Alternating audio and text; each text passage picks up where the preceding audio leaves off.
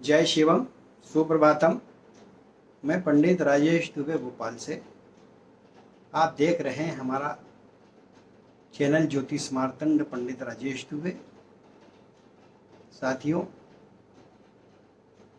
समय समय पर ज्योतिषिक विषय में जो गणना के आधार पर, लोमहर्ष के आधार पर या आध्यात्मिक आधार पर घटनाएं घटती है, उसकी प्रकाशना निसंदेह रूप से सबके सामने आती है। आज हम चर्चा करेंगे ज्योतिष के उस विषय पर जहाँ पर ज्योतिष की गणना और उस गणना के आधार पर विभिन्न राशियों पर ज्योतिषी के ग्रहों का क्या प्रभाव पड़ता है, उस विषय में हम आपको बताएंगे। गुरु का राशि परिवर्तन। राशि परिवर्तन से तात्पर्य होता है कि जन्म कुंडली में 12 भाव होते हैं और उनकी 12 राशियां होती है और उन 12 राशियों के उन 12 भावों के ऊपर सूर्यादि 9 ग्रह जो है वो परिभ्रमण करते हैं। और जो परिभ्रमण करते हैं तो एक भाव से दूसरे भाव पर या एक राशि से दूसरी राशि पर या एक कक्षा से दूसरी कक्षा में जब प्रवेश करते हैं उसे राशि परिवर्तन कहा जाता है। विशेष रूप से 30 वर्ष का अपना एक राशि पर परिक्रमा पूर्ण करने के उपरांत जो गुरु ग्रह है वह आज अर्थात 20 नवंबर 2020 को या 2020 कहें, उसमें 1:24 पर मकर राशि में प्रवेश कर रहा है। और मकर राशि में प्रवेश सूर्य का, क्षमा चाहूँगा गुरु का, तो जब मकर राशि का 30 वर्ष का परिभ्रमण पूरा करके वह मकर राशि में जाता है तो 12 राशियों पर उसके विभिन्न प्रभाव पड़ते हैं। आइए सबसे पहले जाने कि आखिर ज्योतिषी का आधार पर, आध्यात्मिक आधार पर या अन्य आधारों पर गुरु की महत्ता क्या है। आध्यात्म के आधार पर यदि हम देखते हैं तो गुरु, जैसे बृहस्पति के नाम से जाना जाता है, जीव के नाम से जाना जाता है, यह देवताओं के गुरु हैं। देवताओं के समस्त ब्रह्मांडीय कार्यों का निष्पादन करने वाले गुरु, जिन्हें देवताओं ने गुरु की पदवी दी है और उनकी बताई हुई नीति और मार्ग को वो स्वीकार करते हैं। देवों के गुरु बृहस्पति अर्थात सद मार्ग के गुरु बृहस्पति। फिर इसी आधार पर यदि हम देखेंगे, जो ज्योतिषी के आधार पर गुरु ग्रह के रूप में अर्थात ग्रह देवता के रूप में पूजे जाते हैं और अपना एक विशेष स्थान रखते हैं। अब गुरु है तो वो कारक भी होंगे।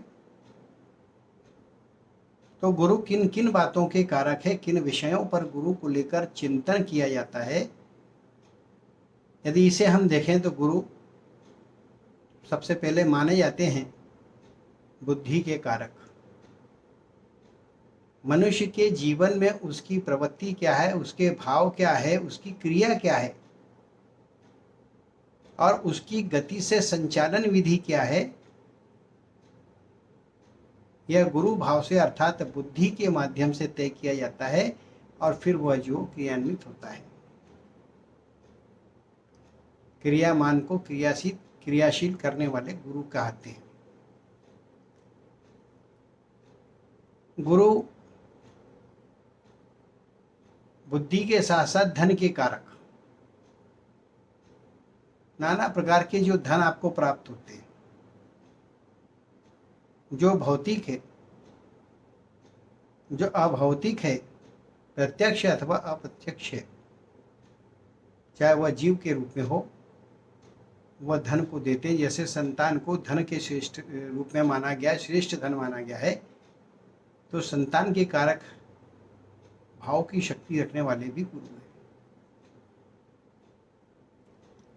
विभिन्न प्रकार के धातुओं में स्वर्ण या अनेकों प्रकार की जो धातुओं को प्राप्त होने के योग होते हैं, वह हमें गुरु से ही प्राप्त होते हैं,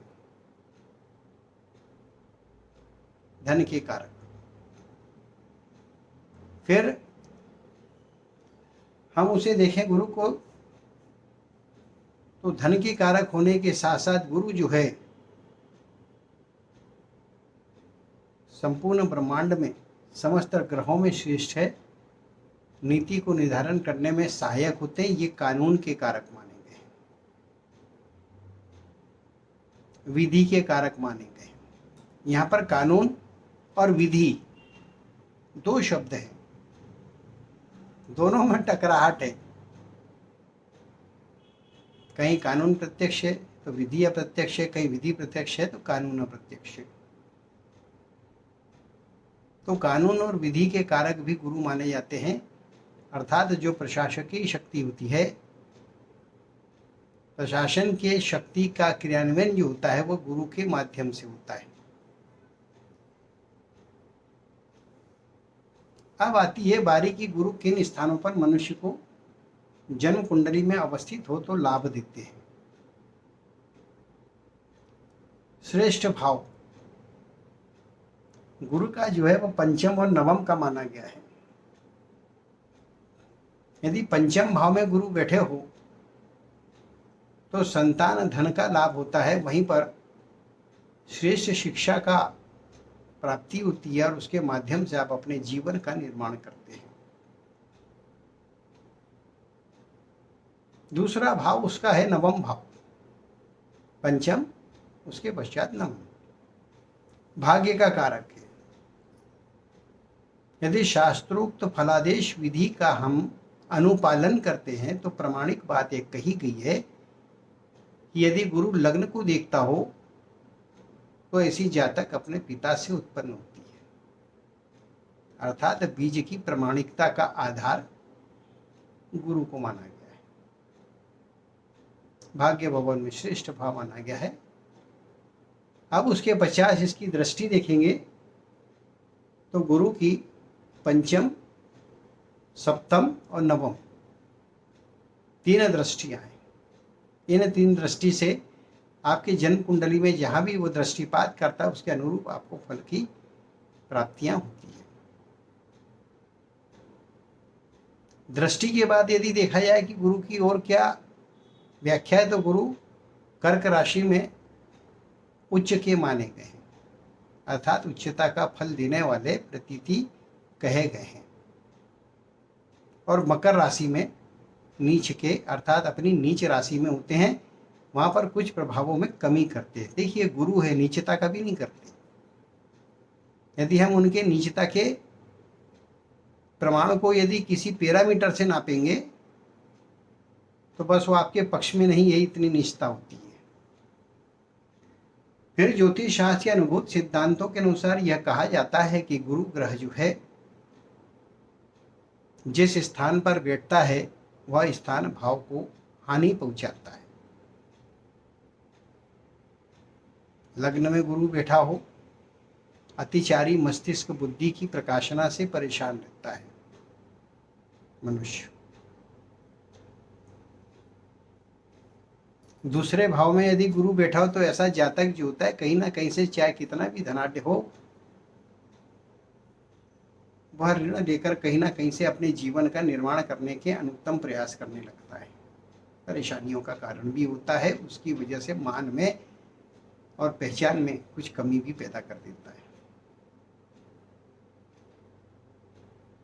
सदन में जब गुरु बैठता है तो वहां पर जो संगति होती है, जो आपके साथ में लोग उठते बैठते उनके आचार विचार और प्रकाशना पे गुरु का प्रभाव होता है, अर्थात यहाँ पर जो है सामान्य क्रम का फल देता है, कभी लाभ देता है तो कभी हानि देता है। शुभाशुभ अशुभ फल की प्राप्ति यहाँ से देने वाला होता है। चौथे भाव में सुख बैठ जाए तो ये गुरु बैठ जाए तो आप मान लीजिए कि यह सुख का भाव है। माता के साथ में संबंधों को लेकर चिंतन का यहाँ विषय बना होता है। पंचम भाव में यदि गुरु बैठ जाए तो शिक्षा और संतान के क्षेत्र में भी प्रश्नवाचक चिन्ह लगाता है। ऐसा नहीं कि केवल यह विरुद्ध फल देता हो या हानि देता हो। ऐसा भी देखने में आया है कि पंचम भाव में गुरु बैठे हैं तो भी जातक की कुंडली में बहुसंतान के योग उसे प्राप्त है। छठवें भाव पर गुरु यदि बैठ जाए तो विधि सम्मत कार्रवाइयों में शत्रुता और उलझन पैदा करता है। सप्तम भाव में यदि गुरु की स्थिति हो जाए तो दाम्पत्य सुख में विकार पैदा होते हैं। अष्टम भाव में हो तो नाना प्रकार के शरीर में रोग भय बनते हैं। नवम भाव में भाग्य का जो फल होता है उसको वो स्थान भाव की हानि पहुंचाता है, अर्थात भाग्य के निर्माण के लिए मनुष्य स्वयं के परिश्रम और प्रयास से भी आगे बढ़ना चाहे तो उसे अत्यंत संघर्ष और चुनौतियों का सामना करना पड़ता है। जबकि नवम भाव उसका कारक भाव है, उच्चता भी देता है, निम्नता भी देता है। दशम भाव में बैठा हुआ गुरु श्रेष्ठ प्रशासक बनाता है, कुशलता को प्रदान करने वाला होता है। ऐसा जातक अपने बुद्धि का बल का दोनों का बल बुद्धि का प्रयोग करता है और विधिवत प्रयोग करने के शासित शक्ति के कारण उसकी लोक प्रशंसा होती है। एकादश भाव में बैठा हुआ गुरु हो तो सोना चांदी का व्यापार करने वाले अर्थात शुद्ध धातु का व्यापार करने वालों को लाभ देता है। विशेष रूप से सोने से संबंधित कार्य करने वाले व्यापारी को गुरु विशेष लाभ देता है जिसकी कुंडली में एकादश भाव पर गुरु बैठे। द्वादश भाव पर यदि गुरु की अवस्था बन जावे कानून के फेरों में डालता है, जेल यात्रा भी करवाता है। अब देखिए ये गुरु की व्याख्या थी और आज गुरु का राशि परिवर्तन होता है। धनु राशि से मकर राशि में आ गए शनि के साथ। यहां पर देखिए गुरु बुद्धि का कारक है, अर्थात आपको बुद्धि के माध्यम से सर्व साधन स्वार्थ सिद्धि के योग प्रदान करने वाला यह गुरु आपके जीवन की निर्मिति का प्रमुख कारण बनता है। और शनि वहीं पर जो अपने जीवन के निर्माण के लिए आप कार्य करते हैं, क्रियाओं को संपादित करते हैं, उसमें गुण अवगुणों की प्रधानता के आधार पर वह न्याय की प्रक्रिया को तैयार करता है और उस प्रकार से आपको दंड देता है। गुरु उच्चता के कारक माने गए हैं, देवों के गुरु है। शनि शुद्रता के कारक माने गए हैं और दासों के प्रतिनिधित्व करने वाले भी हैं। अब यहाँ पर आप देखेंगे कुछ स्थानों पर कहा जाता है कि गुरु और शनि यदि एक साथ अवस्थित होते हैं तो वो चंडाल योग की श्रेणी में भी आ जाते हैं। बहुत लंबा विषय है, चर्चा करेंगे तो बहुत समय लग जाएगा। आज केवल राशि परिवर्तन पे चर्चा है। राशि का जो परिवर्तन हो रहा है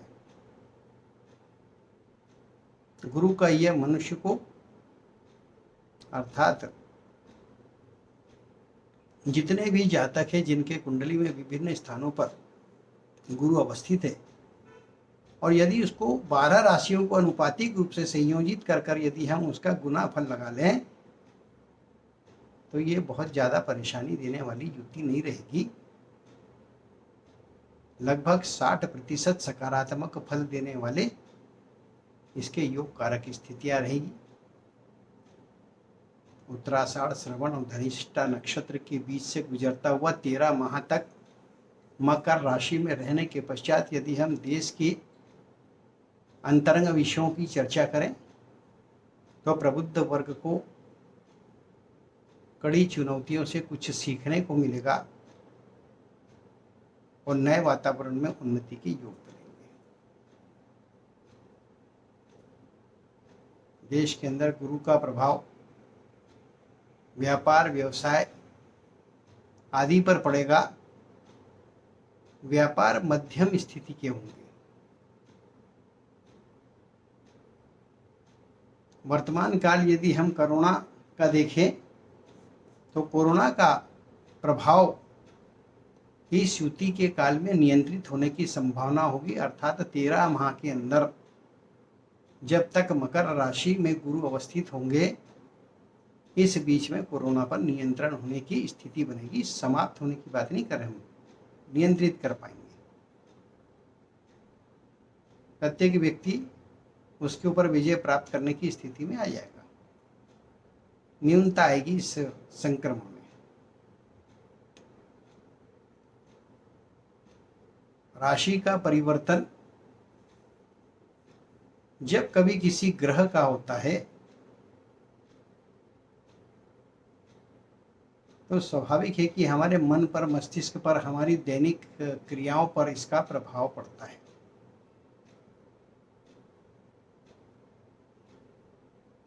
तो ध्यान रखिए,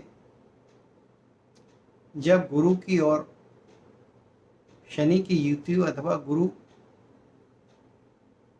नीच राशि पर अवस्थित है तो उस समय हमें यदि कोई कुप्रभाव होते तो उससे बचने के लिए क्या करना चाहिए, ये हमारा एक स्वाभाविक क्रम में आत्म यक्ष प्रश्न बनता है।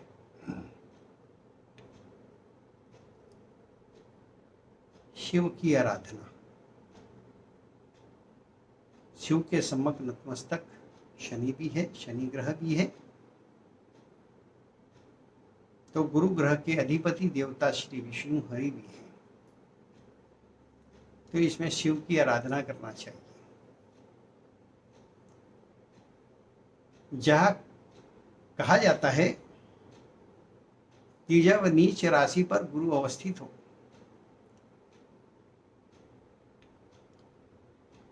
और उस दशा में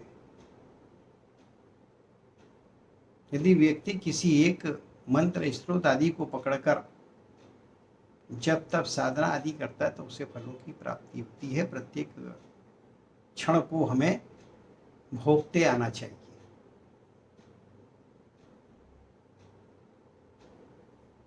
तो यदि आप गुरु के अपनी नीच राशि और शनि की युति के साथ के काल में शिव सहस्त्र नाम का पाठ प्रतिदिन कर लेते हैं तो निसंदेह आपको जिव्या से वाक शक्ति, दृष्टि से शुभाशुभ युग को परखने की अनुभूति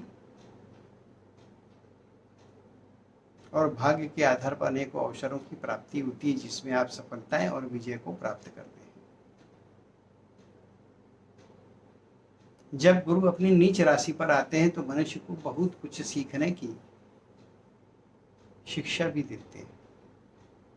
विशेष रूप से विद्यार्थियों के लिए बहुत श्रेष्ठ काल माना जाता है, क्योंकि इसमें यदि लगन के साथ में और अनुशासन के साथ में यदि वो विद्या अध्ययन करते हैं तो उन्हें सफलताएं प्राप्त होती है।